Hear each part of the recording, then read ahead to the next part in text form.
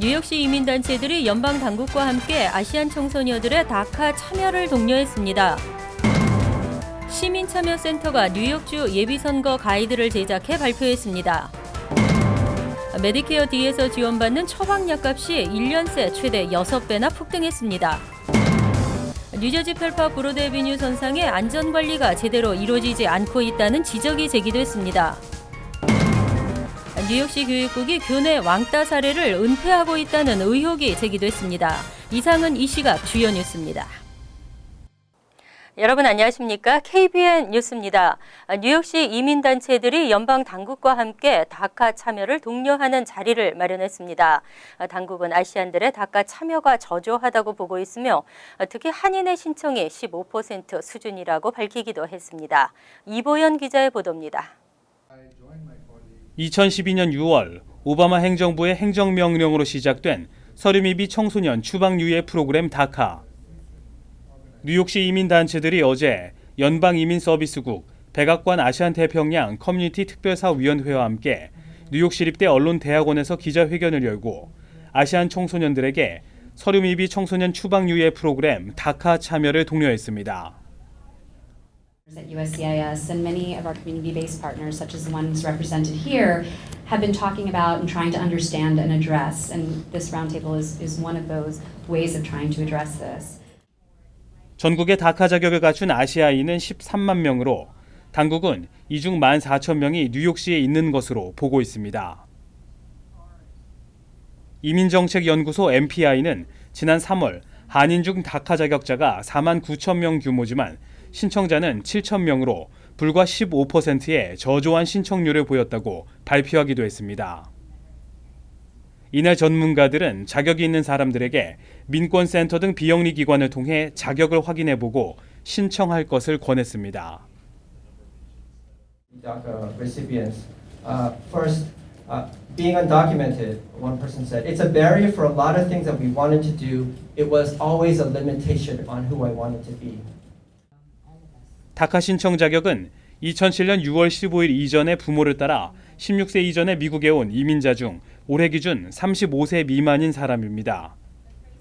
다카 신청 후 자격을 얻으면 미국에서 합법적인 노동 기회를 얻게 됩니다. KBN 뉴스 이보현입니다. 시민참여센터가 9월 13일 치러지는 뉴욕주 예비선거 가이드를 제작해 발표했습니다. 자료에 따르면 전통적인 한인 밀집 지역들에서의 한인 인구 감소로 인한 한인 유권자 감소가 눈에 띄었습니다. 이보현 기자가 보도합니다. 2주 앞으로 다가온 뉴욕주 예비선거. 시민참여센터는 오늘 한인의 유권자 등록과 선거 참여를 독려하기 위해 뉴욕주 예비선거 가이드를 발표했습니다. 2014년 예비선거에 참여한 한인은 700여 명으로 유권자 등록수 대비 16% 수준에 불과했습니다. 오셔야 됩니다. 그래서 자기가 원하는 후보가 있으면 그 후보를 예비선거에 가서 뽑아야만 본선거에 무난히 당선이 확정되기 때문에 이번에 좀 예비선거에 좀 높은 투표율을 좀 만들어 줍사 그런 부탁입니다. 이번 예비선거에서 한인 유권자가 다수 포진해 있는 지역은 상하원 각각 5곳을 합쳐 모두 10곳입니다. 이 중 스타비스키 현역 의원과 정승진 후보가 경합을 벌이는 16선거구를 제외하면 대부분 무투표 당선이 확실시되고 있습니다. 저희가 여기 포함한 5개 지역구에서도 사실은 정승진 후보와 스타비스키 후보가 나오는 16지역구를 제외하고는 다 거의 무투표 당선이시고요. 발표 자료에 따르면 한인 밀집 선거구인 상원 16선거구와 하원 40선거구의 한인 유권자 수가 작년 대비 약 1%포인트 수준 줄었는데 원인은 한인 인구 감소로 분석됩니다. 이번 가이드는 2016년 4월 말 뉴욕주 선거관리국 자료를 분석한 것으로 시민참여센터는 전체 뉴욕주 통계를 추후 발표할 예정입니다. KBN 뉴스 이보현입니다. 처방약 가격이 폭등하고 있습니다. 특히 노인들이 주로 복용하는 약이 천정부지로 치솟아 제약사들의 횡포가 지적됐습니다. 일일 블룸버그 통신이 메디케어 파트 D에 의해 지원되는 약 3,000개의 브랜드와 제네릭 처방약 가격을 분석한 결과 지난 2013에서 14년 사이 200여 종류의 처방약 값이 평균 50% 이상 상승한 것으로 나타났습니다. 각 제약사가 한 명의 환자 클레임 한 건당 메디케어 메디케이드 서비스국에 청구하는 가격을 기준으로 따져봤을 때 항우울제인 아티바는 해당 기간 487달러에서 858달러로 76% 올랐으며 체액저류 치료제인 에데그린은 354달러에서 642달러로 81% 뛰었습니다. 특히 관절염약 비모버는 123달러에서 794달러로 6배 가까이 올랐습니다. 브랜드뿐만 아니라 비교적 저렴한 제네릭 처방약 가격도 해당 기간 대폭 인상됐습니다. 복합 진통제 옥시코돈 에이스 테미노프는 건당 15달러에서 50달러로 2배 이상 급등했고 해당 약의 메디케어 파트 D 전체 지출은 4억 6,980만 달러로 5배 가까이 뛰었습니다. 하지만 제약협회는 각 제약사에서 제공하고 있는 할인과 리베이트 등을 배제한 통계라며 실제로 CMS에서 받는 지원금은 이보다 적다고 주장했습니다. 최근 뉴저지 팰리세이드 파크 브로드 애비뉴 선상에 교통사고가 늘면서 위험지역으로 조사됐습니다. 주변 안전관리가 제대로 이루어지지 않고 있다는 지적이 제기됐습니다. 펠파크 브로드 애비뉴에 설치된 횡단보도 27개 가운데 무려 17개 횡단보도에 신호등이 없는 것으로 이를 한국일보가 조사해 보도했습니다. 이 중 펠파크 타운홀 바로 옆에 설치된 횡단보도 등 다수의 횡단보도들은 아예 형태를 알아볼 수 없을 정도로 거의 지워져 있는 상황입니다. 보행자는 물론 운전자들이 사고 위험에 그대로 노출돼 있어 이에 대한 시급한 대책이 요구되고 있습니다. 특히 신호등이 없는 17곳의 횡단보도 주변에는 운전자들에게 횡단보도가 전방에 설치돼 있음을 알려주는 보행자 보호 표지판은 단 한 곳도 세워져 있지 않은 것으로 확인됐습니다. 특히 야간 시간대에는 아무 제한 없이 도로를 내달리는 차량으로 아찔한 상황이 자주 발생하고 있습니다. 바로 옆 타운인 레오니아의 브로드 애비뉴 횡단보도와는 전혀 다른 광경입니다. 상당수 펠파크 주민들은 이와 관련 레오니아처럼 보행자 표지판을 설치해야 한다고 주장하고 있습니다. 이종철 펠파크 부시장은 펠파크 타운 내 횡단보도에 보행자 표지판을 설치하는 방안에 대해 적극 검토하겠다고 답변했습니다. 뉴욕시 교육국은 공립교 전체 71%의 학교에서 왕따 발생이 단 한 건도 없었다고 발표했습니다. 공립학교 수돗물 납성분 축소 의혹에 이어 이번에는 교내 왕따 사례 은폐 의혹이 제기됐습니다. 에릭 슈나이더맨 뉴욕주 검찰총장은 최근 지난 2013에서 14학년도 뉴욕시 공립교 1,792개 교 중 71%의 학교에서 단 한 번도 교내에서 괴롭힘, 왕따, 차별 사건이 발생하지 않았다고 보고했습니다. 또 왕따 등이 10건 이하로 발생했다고 보고한 학교는 98%에 달했습니다. 하지만 슈나이더맨 검찰총장은 이러한 학교들의 보고 체계에 문제를 지적하며 이렇게 비정상적으로 낮은 수치는 뉴욕시 학교들이 교내 학생들 간의 괴롭힘, 왕따, 차별 등의 사건들을 은닉하거나 무관심하게 대응하고 있다는 점을 시사한다고 지적했습니다. 해당 사건들이 발생했을 경우 분류 방법과 보고 체계를 신뢰할 수 없다고 말했습니다. 그는 이어 학생들이 괴롭힘이나 차별 사건의 희생양이 되지 않으려면 학교들이 정직하게 보고하는 것도 중요하다고 강조했습니다. 하지만 시 교육국의 반응은 상반되고 있습니다. 토야 홀리스 교육국 대변인은 슈나이더맨 총장의 보고서는 최근 자료도 아니기 때문에 신빙성이 없고 요즘 학교들의 치안은 역대 최고로 좋은 편이라고 밝혔습니다. 뉴욕주에서 뇌수막염 백신 접종이 어제부터 의무화됐습니다. 새 학기부터는 뇌수막염 백신 접종 기록을 학교에 제출해야 합니다. 연방질병통제예방센터는 뇌수막염 감염 예방을 위해 11세 또는 12세의 백신 접종을 권고하고 있습니다. 주 보건국에 따르면 7학년이 되는 학생 가운데 6학년 당시 1회 예방접종 기록이 있다면 12학년이 될 때까지는 추가 접종을 받지 않아도 됩니다. 12학년이 되는 학생은 촉진 백신을 비롯해 총 2회 접종 기록을 제출해야 학교에 다닐 수 있습니다. 단 12학년이 되는 학생 가운데 16세가 된 후 첫 뇌수막염 감염 예방 백신 접종을 받았다면 추가 촉진 백신 접종을 받지 않아도 됩니다. 16세가 되기 전 총 2회 접종을 받았다면 백신 촉진제의 효능이 떨어졌을 수 있기 때문에 12학년이 되기 전 세 번째 추가 접종을 받을 것을 보건국은 권고하고 있습니다. 뇌수막염은 치료 시기를 놓치면 청력 또는 뇌 손상, 사지 절단 등 심각한 후유증을 불러일으킬 수 있어 예방접종이 무엇보다 중요한 것으로 알려졌습니다. 한편 현재 뉴욕주를 비롯 전국 28개 주에서 이 같은 규정이 시행되고 있습니다. 아동 성폭행범에 대해서는 무관용 원칙이 원칙입니다. 14년 전 성폭행한 혐의로 재판을 받던 중 한국으로 도주했던 60대 한인 남성이 미국에 입국하려다 체포됐습니다. 경찰은 1일 지난 7월 28일 JFK 공항을 통해 미국으로 입국하려던 67세 김모 씨를 체포했다고 밝혔습니다. 김 씨는 지난 2001에서 2002년 펜실베니아 몽고메리 카운티에서 조카 딸을 3차례 성폭행 및 성추행한 혐의입니다. 펜실베니아 몽고메리 카운티 검찰에 따르면 당시 김 씨는 엘킨스팍에서 조카 딸 가족과 살면서 당시 10세였던 조카 딸을 성폭행하고 성추행한 혐의로 보석금 50만 달러가 책정된 상태였습니다. 지난달 25일 열린 심리에서 현재 25세가 된 피해 여성은 김 씨가 화장실로 데려가 옷을 벗기고 샤워를 시켰으며 이 사실을 가족들에게 말하면 모두 죽여버리겠다고 협박을 했다고 진술했습니다. 하지만 김 씨의 변호인 측은 사건이 발생한 지 15년이 지났으며 증거도 없고 피해자의 진술이 계속 일정치 않아 김 씨의 범행을 입증할 수 없다고 주장했습니다. 연방법은 성범죄를 5단계로 분류하고 엄한 처벌을 내리고 있습니다. 중범죄로 처벌이 될 경우에는 2년 이상 15년 이하의 징역을 선고받을 수 있습니다. 의료과실로 뉴저지 해켄색 대학병원에서 근무하고 있는 한인 의사가 소송을 당했습니다. 원고는 이를 이유로 2천만 달러 손해배상을 요구했습니다. 뉴욕에서 거주하고 있는 찰스 켈맨은 최근 연방법원 뉴저지 지법에 해켄색 병원 성형 재건수술과와 한인 의사 김모 씨를 상대로 소송을 제기했습니다.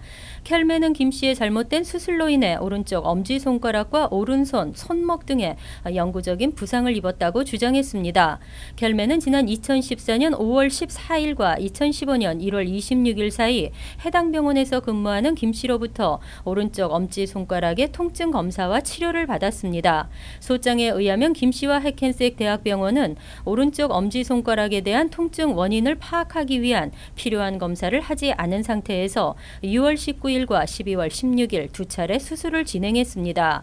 켈맨은 부주의하고 소홀한 의료 수술로 인해 신체 오른쪽에 영구적인 손상을 당했다고 주장했습니다. 켈맨은 의료과실과 동의하지 않은 수술 등에 대한 책임을 물어 각각 1,000만 달러씩 총 200만 달러의 손해배상을 요구했습니다.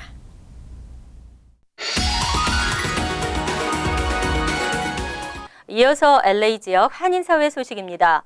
멕시코만에서 세력이 확장된 열대성 폭풍이 플로리다주로 빠르게 접근하면서 당국이 비상사태를 발령했습니다. 국립허리케인센터는 열대성 폭풍 허민이 오늘 오후 시속 75마일의 강풍을 동반한 허리케인으로 승격됐다며 이르면 오늘 밤 또는 내일 오전 텔라하시 지역을 강타할 것이라고 예보했습니다. 이와 관련해 릭 스콧 플로리다 주지사는 해일과 강풍, 침수 등 각종 재난 피해를 주민들에게 경고하고 비상 음식과 물, 의약품 등을 준비할 것을 권고했습니다. 한편 정부는 피해 예상 지역의 저지대와 상습 침수 지역에 대피령을 내리고 인명구조와 복구를 위해 주방위군 6,000명을 소집한 상태입니다. 민간 우주 개발업체 스페이스X의 로켓 가동 시험 중 폭발이 일어났습니다. 오는 3일 발사를 앞두고 있던 스페이스X의 펠컨 9 로켓은 오늘 플로리다주 케이프 커네빌 공군기지에서 엔진 가동 시험을 하던 도중 발사대에서 폭발했습니다. 사고 당시 큰 폭발이 일어났으며 이후 2차례에서 3차례 작은 폭발도 잇따른 것으로 알려졌습니다. 다행히 인명피해는 보고되지 않았지만 이번 폭발로 로켓과 적재물이 훼손돼 예정됐던 발사에도 차질이 빚어질 것으로 예상됩니다. 월드리포트입니다. 초대형 유리다리에서의 결혼식, 아기 원숭이, 그리고 일하는 오리 등 이번 주 화제 소식 모았습니다. 중국 후난성 스니우자이 국가지질공원. 웅장한 협곡을 잇는 초대형 유리다리는 공원이 자랑하는 관광 명소입니다. 절경을 보며 하늘을 걷는 짜릿함을 맛보기 위해 늘 관광객들로 붐비는 곳인데 오늘은 특별한 손님들이 찾아왔습니다. 웨딩드레스를 곱게 차려입은 신부와 멋진 턱시도 차림의 신랑이 천상의 결혼식을 갖는 겁니다. 挑战自我吧，因为今天不是七夕节嘛，想过一个不一样的节日。 유리다리 아래 특별히 설치된 공중 결혼식장에선 먼저 내려간 신랑이 신부를 기다리고 아슬아슬 줄을 타고 내려가 결혼식장에 입장한 신부는 신랑과 함께 나란히 눕습니다. 신랑 신부가 마치 마법의 양탄자를 타고 하늘을 나는 듯한 모습입니다. 두 사람은 천상의 결혼식장에서 뜨거운 입맞춤으로 영원한 사랑을 약속합니다. 최근 장자재에 세계에서 가장 긴 유리다리가 개장하는 등 중국엔 유리다리 열풍이 불고 있는데 젊은 연인들 사이에서는 특별한 결혼식 장소로도 이용되고 있습니다.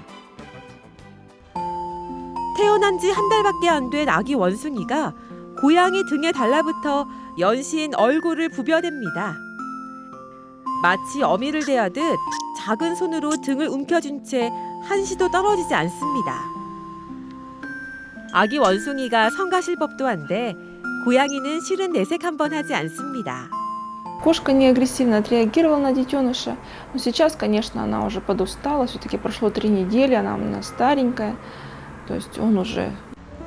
아기 원숭이는 태어나자마자 친어미로부터 버림받았지만 무심한 듯 다정한 고양이 엄마 덕에 무럭무럭 자라고 있습니다.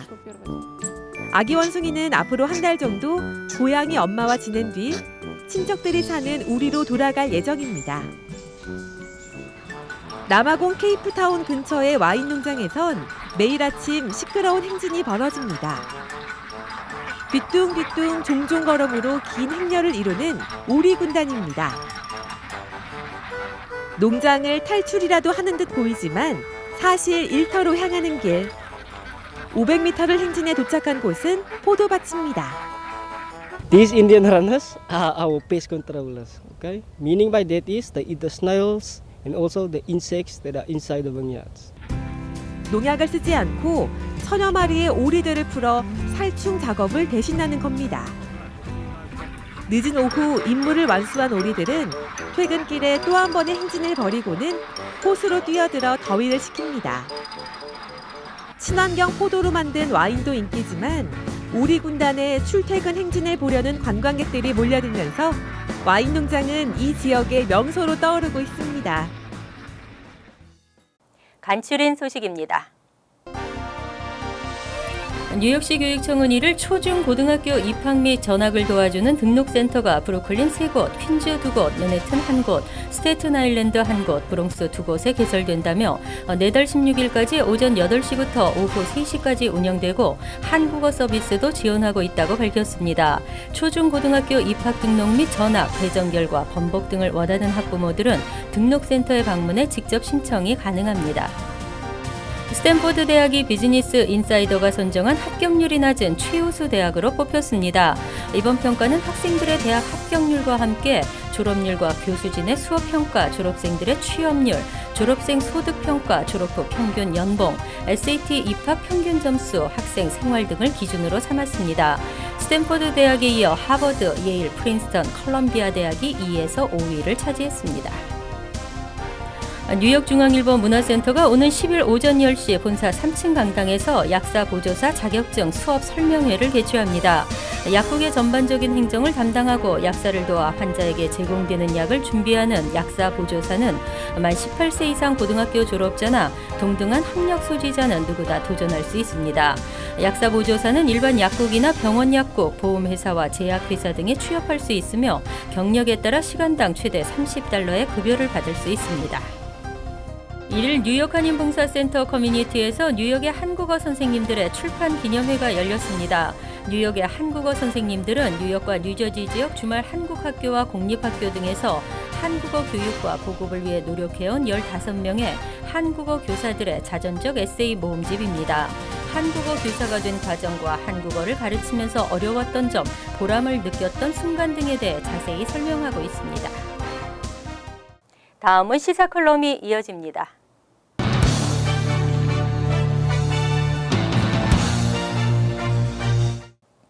여러분 안녕하십니까? 지난해 5월 유력 일간지라고 하는 뉴욕타임스의 느닷없는 내일업계 탐사 보도는 한인 내일업계는 물론이고 한인 사회를 당황케 했습니다. 당황을 넘어서 분노케 했다고 하는 표현이 더 맞을 것 같습니다. 왜냐하면 보도된 내용은 사실과 많이 달랐기 때문입니다. 이에 대해서 한인 내일업계는 강력히 대응하겠다는 입장을 보였습니다. 시위도 하고 법적인 대응도 하겠다. 그러나 우물쭈물하는 사이 주정부는 내일업계의 노동 착취가 만연하고 있다는 이유로 태스크포스까지 만들어 단속에 들어갔습니다. 이러자 한인 소상인 단체들이 연합해서 만들어진 한인 직능단체 협의회도 함께 대응해 나가겠다고 했지만은 말뿐이었습니다. 주정부 청사에서 소상인을 죽이지 말라라는 구 한 번 외치고는 어떤 구체적인 대응조차 못했습니다. 이러는 사이 주정부는 임금 채권이라는 규정으로 또 한 번 내일업계의 목을 조였습니다. 그런데도 내일업계는 대응이니 대책이니 하면서 다람쥐 쳇바퀴 돌듯 제자리 걸음만 했습니다. 이번엔 또 내일업소 내 환기시설을 의무화해야 하는 규정이 만들어졌습니다. 갈수록 태산입니다. 주정부는 고객과 내일 종사자들의 건강을 위해 환기시설을 의무화해야 한다는 규정을 만들었지만 설득력이 별로 없습니다. 왜냐하면 주정부가 내일 종사자들의 건강을 해친다는 객관적인 증거라든가 데이터를 정확히 갖지 못하고 있다는 점과 또한 오염도가 있다 하더라도 업소마다 차이가 있기 때문에 일괄적으로 그리고 무조건식으로 환기시설을 의무화해야 한다는 것은 옳지 않다는 것입니다. 또 한 가지 중요한 것은 이러한 환기시설을 설치하려면 건물에 따라서 감당하기 힘든 엄청난 비용이 지불되게 됩니다. 고객이 쾌적한 환경에서 서비스를 받는다는 사실 매우 중요하고 종업원들의 건강을 위해 설치한다는 것도 중요합니다. 그러나 주정부가 정확한 데이터도 없이 환경이 나쁠 것이라는 짐작만 가지고 이렇게 업소들이 감당하기 힘든 시설을 요구하는 것은 억지 규정이라고밖에 볼 수 없습니다. 이렇게 언론들의 억지 보도와 주정부의 억지 규정들이 계속되고 있는데도 한인 내일업계는 업계의 의견조차 제대로 전달하지 못하고 주먹구구식 갑론을박만 벌이고 있습니다. 직능단체의 무능함도 같이 한 몫을 하고 있으니 그렇다면 이젠 범동포 차원에서 이 문제를 함께 대응해 나가야 할 것이라고 봅니다. 그러기 위해서는 뉴욕 한인의 차원에서 적극적인 참여가 필요할 때라고 봅니다.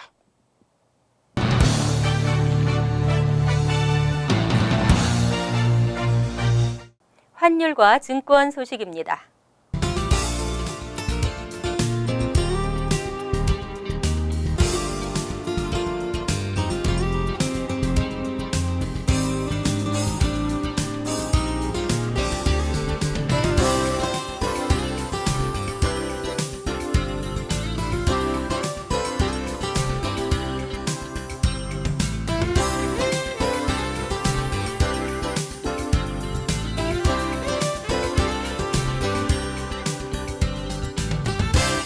이어서 날씨입니다. 토요일은 오전 중 맑겠지만 차차 구름이 많아지겠습니다. 낮 최고 기온은 78도, 섭씨 26도, 밤 최저 기온은 65도, 섭씨 18도로 예상됩니다.